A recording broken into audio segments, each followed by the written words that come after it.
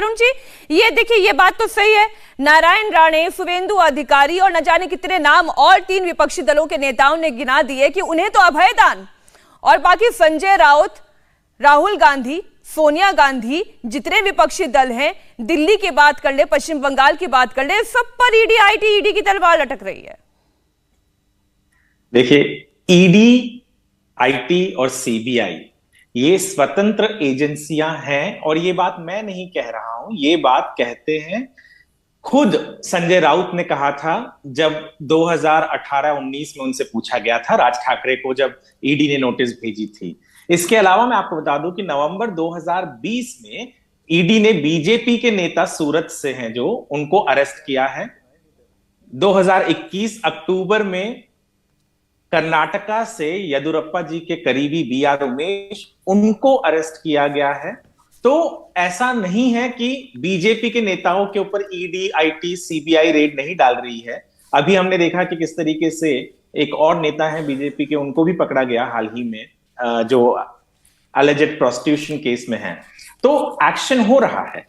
ये कहना कि बीजेपी के नेताओं को छोड़ दिया जा रहा है, ये बिल्कुल गलत है, क्योंकि मेरे पास ये सारे न्यूज़पेपर कटिंग्स भी हैं, न्यूज़पेपर में न्यूज़ भी आ चुकी है, आपके चैनल में भी दिखाया जा चुका है कि किस तरीके से बीजेपी के नेताओं के ऊपर अरेस्ट पहले हो चुका है।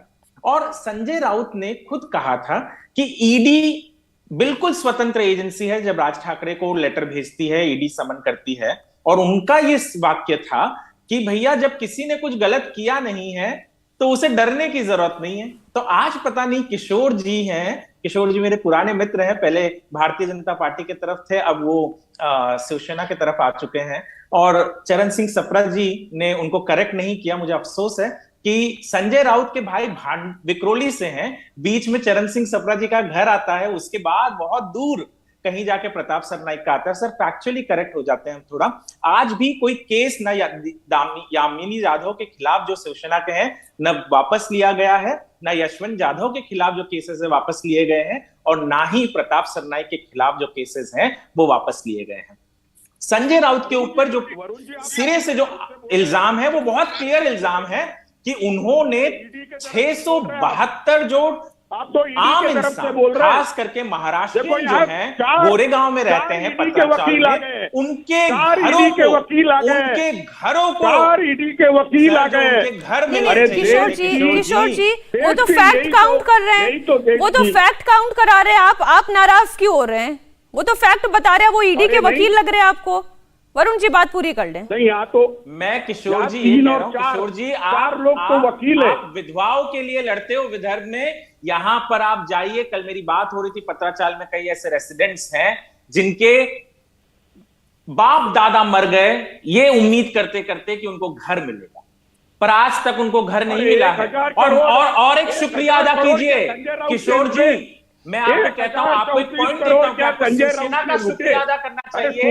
वरुण तुम सब जानते हो, वरुण तुम फैक्ट जानते हो। शिवसेना का शुक्रिया अदा करना चाहिए कि ये पत्राचाल स्कैम बाहर आया। रविंद्र वायकर शिवसेना के मंत्री थे देवेंद्र फडणवीस गवर्नमेंट में 2016 में, जब वो मिनिस्टर ऑफ स्टेट हाउसिंग थे, तो उन्होंने एक सदस्यीय हाउसिंग सेक्रेटरी की जांच कमेटी बिठाई, जिन्होंने ये रिपोर्ट निकाला कि पत्राचाल में स्कैम हुआ है। ये आपके मंत्री आज भी शिवसेना के साथ है, इन्होंने निकाला था, जिसके वजह से आज ये बिल्डर पॉलिटिकल और महाराणा एक्सेस निकला है। मुझे जवाब किशोर जी का जवाब ले लेते हैं। किशोर जी, मैं आ रही हूँ कि शर्मा जी, लेकिन किशोर जी का जवाब इस पर आना चाहिए। हाँ, मीनाक्षी जी धन्यवाद, आपने हमारी आवाज दबाई नहीं, इसलिए मैं अभी बताता हूँ। वरुण जी पत्राचाल के लिए हम भी बहुत लड़े हैं, मैं अभी बता रहा हूँ। पत्राचाल में क्या संजय राउत ने 1000 करोड़ ले लिए? संजय राउत पर कल ईडी ने कहा कि 1 करोड़ रुपए का ट्रांजैक्शन हुआ, जिसमें से 90% पैसा लौट के आया। अब मुझे बताइए, एक पत्रकार को इस तरीके से पार्टी का प्रवक्ता बनने की कीमत चुकाई जाती है, तो ये गलत है ना। बंगला नहीं है मेरा मुंबई में, 18 साल से पत्रकार हूं, भांडुप जैसे इलाके में जहां संजय राउत जी का घर आपने देखा होगा, उतना बड़ा घर पत्रकार तो यहां नहीं ले सकता। ये टीवी चैनल के भी बहुत सारे पत्रकार हैं किशोर जी, 18 साल से पत्रकार का हवाला मैंने इसलिए पुरोहित जी से पूछा था कि ना आपके कमरे के किसी कोने में करोड़ों मिलेंगे, ना तिवारी जी के कमरे के किसी कोने में करोड़ों मिलेंगे, तो इसलिए ईडी को जांच करने दें। तकलीफ क्या है? तकलीफ मैं बता रही हूँ ना के शर्मा जी, ये है कि ये जितनी कार्रवाई है ये विपक्ष के नेताओं पर एक के बाद एक सिलसिलेवार तरीके से होती जा रही है।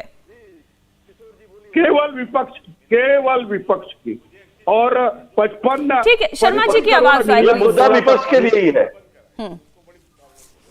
मैं एक बीजेपी का नेता बता दो ना। इस देश में 125 करोड़ लोग हैं। जो चोर होगा वही तो पकड़ा जाएगा ना, कि आप सबको एक लाइन से कहेंगे कि यदि एक चोर है तो दूसरा भी चोर है, तीसरा भी चोर है।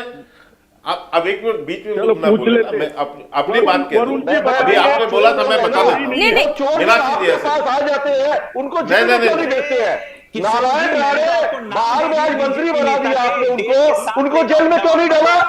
अगर शुभेंदु अधिकारी उनको प्रतिपक्ष का नेता बना दिया, वो चोर है तो जेल में डालिए। ठीक है, के शर्मा जी जवाब दें। वरुण जी एक मिनट शांत हो जाएं। पुरोहित जी, यही सवाल आपके भी है, यही सवाल सापरा जी के भी है, और यही सवाल तिवारी जी के भी है। पार्टी में चोरों मैं तभी कह रही हूँ सर, आपने सवाल पूछा है तो अब सत्ता पक्ष को जवाब देने दें। शर्मा जी। ठीक है, मीनाक्षी जी ये कह रहे हैं कि आपने शुभेंदु अधिकारी को जेल में क्यों नहीं डाला? आप प्रदेश में सरकार में है ना, आपके पास भी तो जांच एजेंसियां हैं, एक नहीं कई जांच एजेंसियां हैं, आप क्यों नहीं बंद कर देते? आप जो है 2 साल से अपने हाथ में दही जमा के बैठी हुई हूँ, आप क्यों बचा रहे हैं? आप कर रही थी ना। अरे सीबीआई में आप अलग जांच खड़ा कर सकते हैं ना। सरकार करेगी। मेरा बंद कीजिए मीनाक्षी जी। अरे पुरोहित जी बात तो सुन ले, पुरोहित जी बात तो सुन ले। अरे पुलिस का तंत्र भी तो आपके हाथ में है, कानूनी कार्रवाई करवा ले।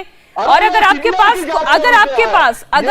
पास सबूत हैं तो आप कोर्ट का दरवाजा भी खटखटाएं। शर्मा जी अपनी बात पूरी कर लीजिए। मैं यही कह रहा हूं। एक मिनट सुन लीजिए। इनको बंद कराइए ना। नहीं इनको बंद कराइए, तब मैं बोलूंगा ना। आप बोले, आप बोले, दर्शक सुन रहे हैं सर, बोले। मैं इसलिए कह रहा हूं, रही बात नारायण राणे की, नारायण जी पर उस समय था, जांच भी हुई, आज भी किसी का केस वापस नहीं हुआ है मीनाक्षी जी।